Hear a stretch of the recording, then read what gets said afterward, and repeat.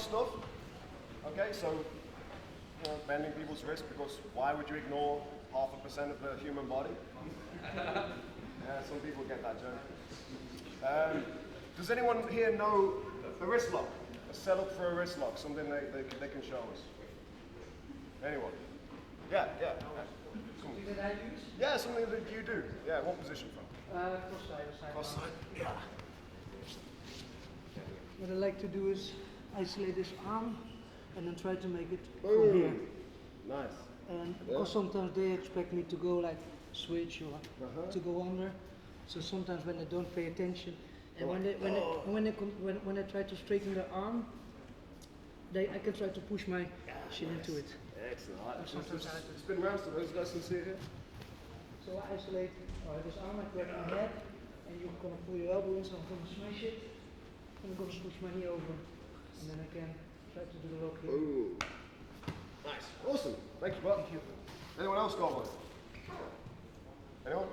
Yeah, Marco. Where are you? You are? I usually mostly do it with a gi. Gonna get my lasso in here.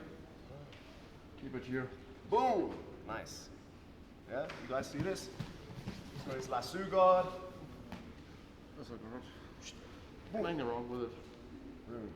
And if you don't get it, you don't lose the position. Yeah, if you don't get it, you're still in lasso guard. Cool. One more. Anyone got one more? Who said that? Come show me. Show me. Then I don't have to teach the class. We'll just get you guys to do it. Boom. See, he catches my wrist, look. And the only way for me to defend this is to straighten my arm and give him the arm bar. Okay. This is spin. Defending. Boom. Oh, nice. Little double attack there. Okay, so what I'm hoping that some of you are starting to notice is that everything that happened there was all the same principles. Yeah? When we talk about a wrist lock, it's either this one or it's this one, and they fulfill the same basic easy principles. Okay, so what I'm going to do today is I'm going to teach you how to fish instead of giving you 7 wrist locks and just saying do these when you're in that situation. By the end of the class, hopefully you're going to understand actually how to make your own wrist locks, because they're everywhere. Like cross side, guard, arm bar. Anytime I miss a submission, I can usually hit a wrist lock. Anytime I'm passing, I can hit a wrist lock. Anytime I'm escaping guard, I can hit a wrist lock. They're everywhere, once we understand some simple principles. So now I'll bring Bernd in. And Bernd's just going to kneel in front of me. I'm just going to hold his arm.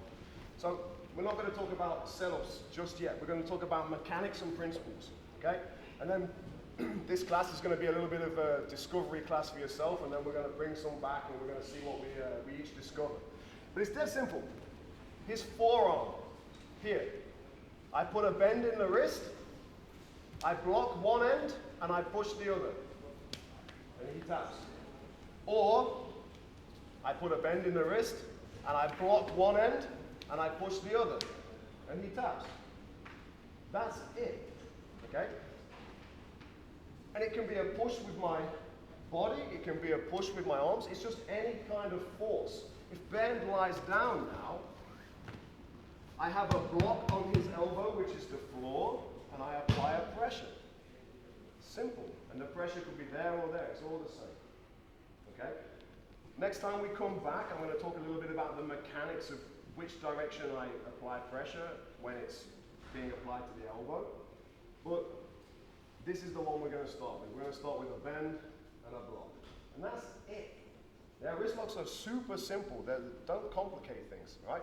I'm going to show you a twisting wrist lock later, which is just for some interest. But standard, like gooseneck wrist locks, very, very simple. Okay? I'm going to give you one to have a little go at in case you haven't seen it.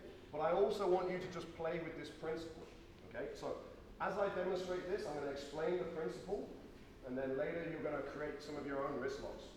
Okay? So Bernd is in my guard now. And the amount of times I get this wrist lock is crazy, okay? Bernd's pretty good. He's got a nice posture. Yeah. Yeah? I'm giving it what you need. His hands, his head, and his bum make a triangle. Yeah? This is good posture. If I try and bring him down now without clearing his hands, it's no good. If I try and sit up, it's no good. Good posture. Okay? If ever the head comes over the hands, now it's bad posture. It's very easy for me to collapse Bernd down. Okay? But in that collapse, there's a potential wrist lock. Okay? And usually you see this a lot in the gi when the guy holds the belt or the pants down here, and his head is very close to being over the top of his hands. Yeah? This is exaggerated, but even here, just a little pull. And now I'm bringing him the rest of the way down, and we can go Alexei-Olernik choke and stuff. But I can attack the wrists too.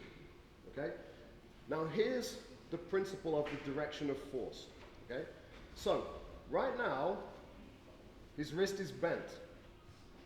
That's what we wanted first away. Yeah, that's our first thing, bent wrist. What's blocking his hand? My hip. My hip is blocking his hand. So at the other end, what do I need to do? Apply force. Apply a force. Yes. Because his hand is already blocked. Right? He can't move away from the force if I pull here. There's my wrist lock. So I'm crunching him in with my legs, and I'm continuing to crunch, and I'm bringing his elbow to me. Okay?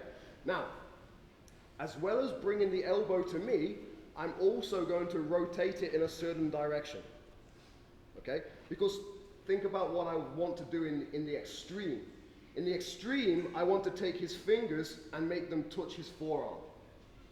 So if I'm moving the other end and I pull in this direction, it doesn't do that.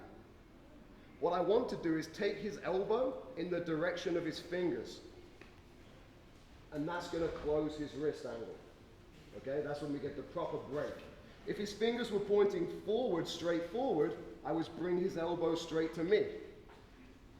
Yeah, if they point out, the elbow has to come out.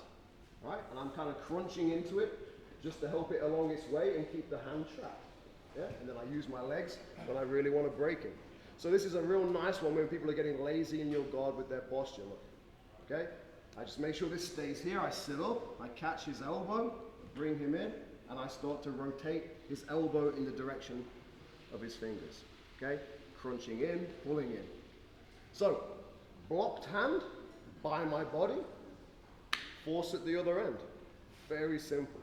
Okay? So, I want you guys to crack on with that. If you've seen that one, have a little explore of different positions using this principle of blocking an end. It can be either end, and applying a force at the other end that we're not blocking. Okay? And the same principle. If I'm pushing on the hand end, I want to push the fingers towards the forearm.